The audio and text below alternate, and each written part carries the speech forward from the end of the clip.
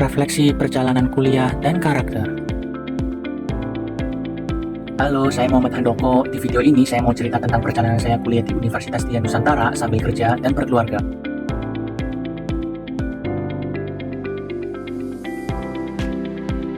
Saya kuliah di teknik mesin sambil kerja sebagai modeler AVAC dan tetap menjalankan peran sebagai kepala keluarga. Rutinitas saya, pagi berangkat kerja, pulang malam, kadang lanjut tugas kuliah, sampai larut. Weekend, kadang buat keluarga, kadang buat deadline. Awalnya nggak gampang, saya perfeksionis banget, pengen semua sempurna, akhirnya malah keteteran. Saya juga kurang pede kalau harus bicara di depan umum, rasanya nggak siap karena waktu belajar terbatas. Kerja, kuliah, semua butuh waktu, kadang harus pilih tugas kuliah atau temani anak yang sedang sakit adalah hal dilema sekali bagi saya. Perubahan paling kerasa itu disiplin, saya belajar atur waktu ketat, bikin jadwal, dan patuh sama target. Saya juga lebih bertanggung jawab, nggak ada alasan kalau ada tugas saya harus selesai. Sekarang saya lebih tahan banting, setiap masalah saya anggap tantangan, bukan penghalang. Saya belajar kalau progres lebih penting daripada kesempurnaan. Ke depan, saya pengen tetap disiplin supaya semua peran jalan.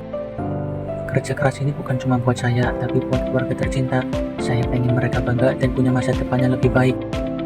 Empati supaya nggak lupa sama keluarga dan orang sekitar. Kadang kalau lagi dikejar deadline, saya nggak peka sama mereka. Ini PR buat saya. Harapan saya bisa jadi profesional yang lebih kompeten, punya karir lebih baik, dan tetap jadi contoh buat anak. Saya pengen hidup seimbang, nggak cuma kerja terus, tapi punya waktu buat keluarga dan tetap sehat. Dalam 6 bulan ke depan, saya mau lebih disiplin pakai blok waktu, kelola stres biar nggak burnout, terus belajar perhitungan tentang AVAC, agar saya dapat menjadi engineer AVAC, dan pastinya tetap hadir buat keluarga. Jaga pola tidur, makan sehat, dan olahraga ringan supaya stamina tetap oke.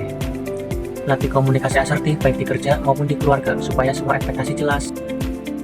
Kesuksesan bukan cuma hasil akhir, tapi proses ketahanan dan menghadapi rintangan. Terima kasih sudah nonton refleksi saya. Semoga ini bisa jadi pengingat kalau proses itu sama pentingnya dengan hasil. Salam sukses untuk kita semua.